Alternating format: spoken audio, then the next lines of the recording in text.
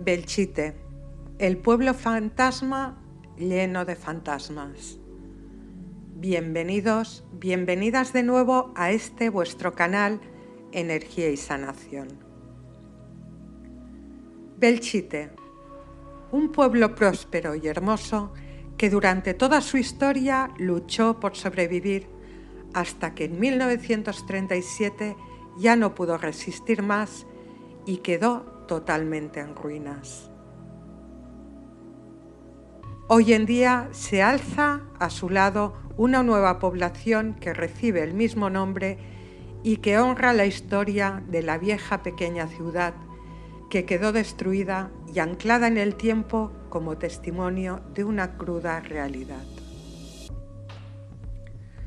Siendo Belchite una población relativamente pequeña, sorprende la historia que ha vivido, y es que su situación a poco más de 60 kilómetros de Zaragoza la han convertido en un lugar estratégico para la protección o la toma de la ciudad de Zaragoza y para el avance de las tropas de norte a sur o de sur a norte. Ya a finales del siglo III a.C., Belchite se convirtió en el epicentro de una cruenta batalla entre cartagineses y romanos. En 1809, en medio de la Guerra de la Independencia contra los franceses, Belchite volvió a ser protagonista en otra feroz batalla donde las tropas francesas salieron victoriosas. Como dato curioso, Napoleón hizo grabar el nombre de Belchite en el Arco del Triunfo de París, dejando así testimonio de su victoria. Hacia 1838, ya sumergidos en la Primera Guerra Carlista, Belchite volvió a recibir el impacto de varias batallas.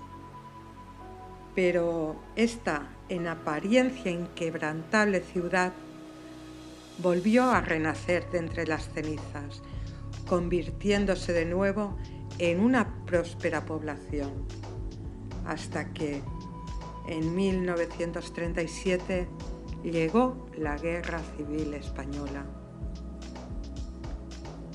En 1936, tras el golpe de Estado y el llamado levantamiento nacional por parte de Francisco Franco, Belchite se encontró situado en el lado nacional.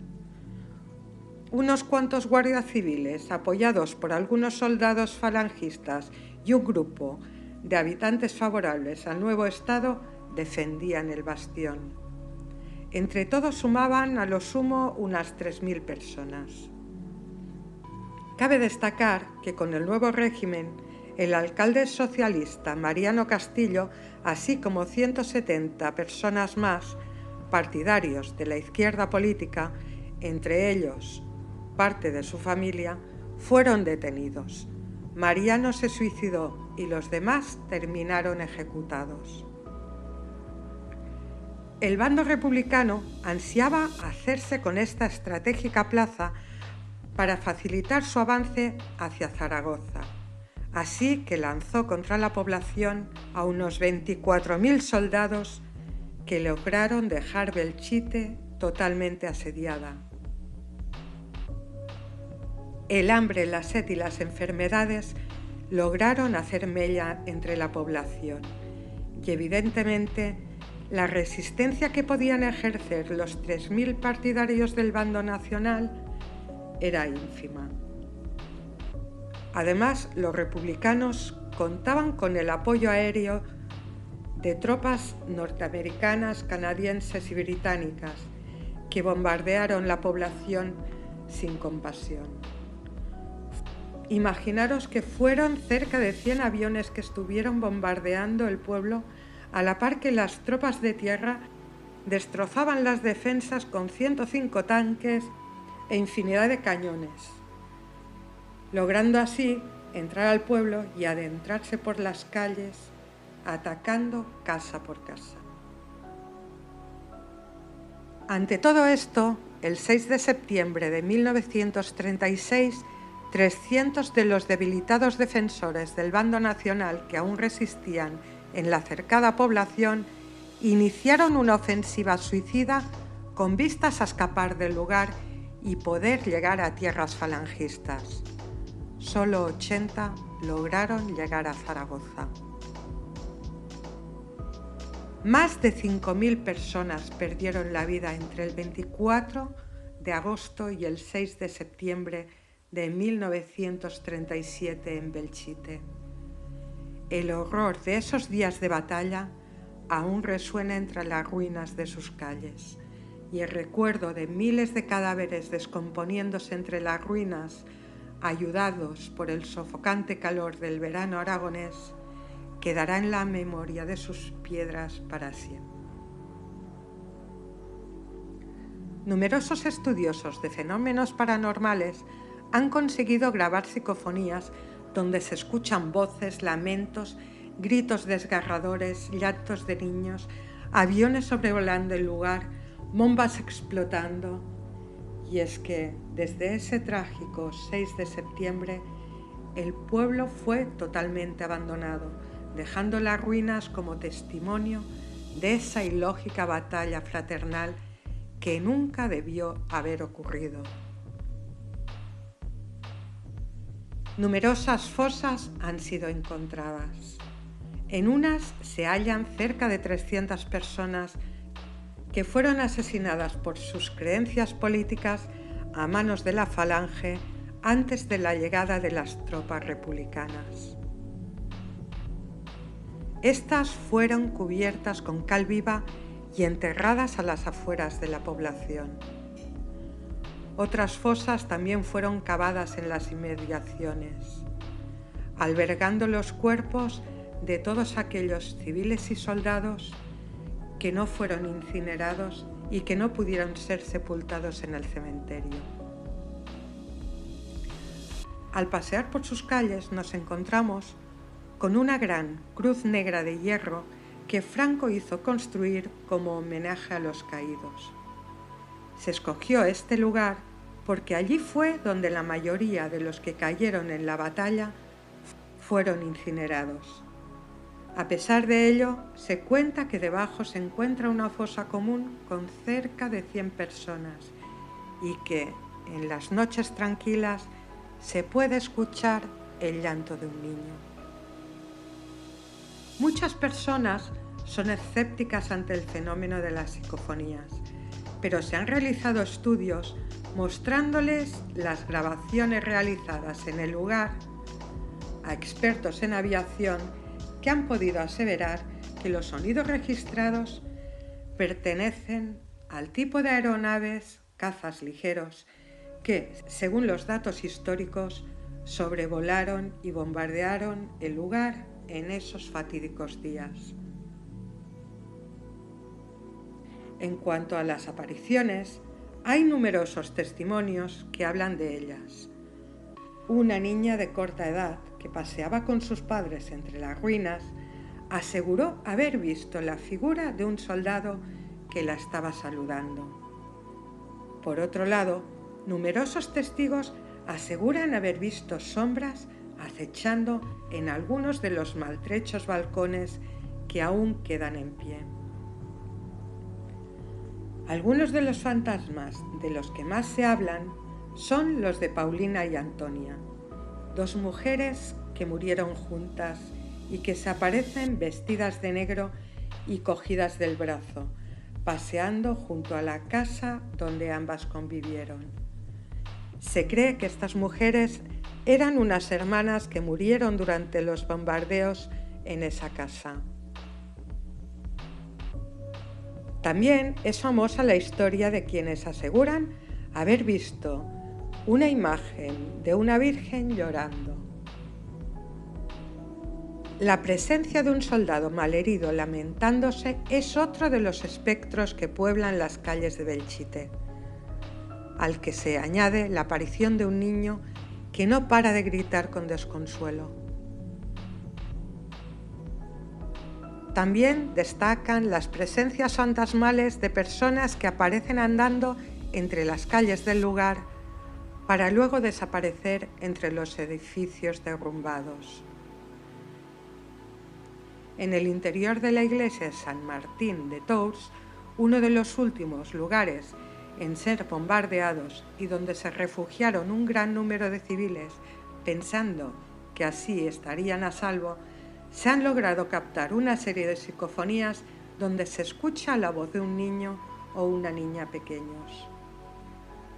También se han reportado fenómenos extraños como el hecho de repente quedarse sin batería o perder la configuración del móvil o de la cámara fotográfica. Todo ello sin explicación aparente.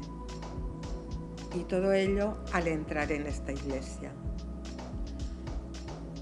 Y por último, y no por ello menos espeluznante, se cuenta que de vez en cuando puede oírse el repicar de la campana de la iglesia. El verdadero problema es que esta campana hace muchísimos años, varias décadas, que no está en el campanario. En el mismo campanario suele verse la figura de una joven entre sus ruinas. Si siguiéramos investigando, seguro que encontraríamos los testimonios de muchas más personas que nos hablarían de las apariciones y los fenómenos extraños que han podido ver o experimentar en el lugar. De hecho, hemos hablado de las psicofonías, es decir, de aquellas voces que nuestros oídos no pueden escuchar, pero que los aparatos electrónicos consiguen grabar. Pero no hemos hablado de las fotografías. También numerosos turistas, al observar las fotografías que han realizado en las ruinas, han podido detectar presencias que no fueron capaces de ver con sus ojos en el momento de hacer la foto. La aparición de huesos en un lugar cercano a la iglesia de San Martín, sobre todo en días lluviosos, suele también inquietar a los visitantes, pero eso nada tiene que ver con la guerra civil. De hecho, antaño, cuando una muchacha quedaba embarazada sin estar casada, acudía a un convento cercano asegurando que tenía la intención de hacerse monja y de entregar su vida a Dios. Cuando la criatura nacía, lo daban a adopción o lo entregaba a algún orfanato y regresaba al pueblo con la excusa de que no le encajaba la vida monástica. Si la moza o el bebé o ambos morían en el parto, eran enterrados cerca de la iglesia, pero fuera del cementerio, para no dar lugar a habladurías, y además que al morir en pecado no correspondía enterrarlos en tierra sagrada. ¿Verdad? Leyendas. Yo solo me ataño a los hechos históricos y a los testimonios que he podido recoger de otras personas. Cierto es que nunca he ido de noche ni he puesto ningún aparato a grabar para ver si podía captar alguna psicofonía en Belchite. El día que lo haga os dejaré mi testimonio, pero mientras me quedo con las experiencias de tanta y tanta gente que aseguran haber visto o sentido algo distinto, algo fantasmagórico, algo de otro tiempo o de otro mundo. Yo realmente lo único que he llegado a sentir en mis visitas ha sido una gran tristeza, una gran aflicción al imaginarme lo que allí ocurrió, en cómo el ser humano es capaz de matar a un hermano por ideología o por lo que sea. Hombres, jóvenes, ancianos, mujeres, niños, incluso animales, ¿por qué no? Cómo el ser humano es capaz de transformar la paz y la armonía en caos, sufrimiento y destrucción. Y claro, creo que ese estado de ánimo no es el más indicado para hacer ningún estudio de campo. Hoy en día, después del expolio y destrozo realizado por los visitantes después de la guerra y durante décadas, el pueblo de Belchite está vallado. Solo se puede visitar con guía y a horas concertadas, cosa que hace de esta visita un recorrido histórico-turístico más que un intento de experiencia paranormal. En el recorrido podremos ver los edificios destruidos, las marcas dejadas por el impacto de las balas y la metralla, y escuchar las historias que nuestro guía quiera regalarnos, pero poco más. De todos modos, quién sabe, igual algún día consigo armarme de valor y recoger algún dato desde el perímetro, a solas, sin guía ni gente hablando y comentando alrededor. Igual algún día soy capaz de superar la tristeza que me inspira este lugar y abrirme a sentir lo que este y sus habitantes quieran transmitirme. Si es así, seréis los primeros en saberlo. Y ahora ya, si el vídeo te ha resultado interesante, te agradecería que lo compartieras y me regalaras un like, para así ayudarme a que el canal siga creciendo. Ah, y suscríbete si no lo estás, y activa la campanita si deseas enterarte cuando subo nuevo contenido. Muchísimas gracias. Sé feliz.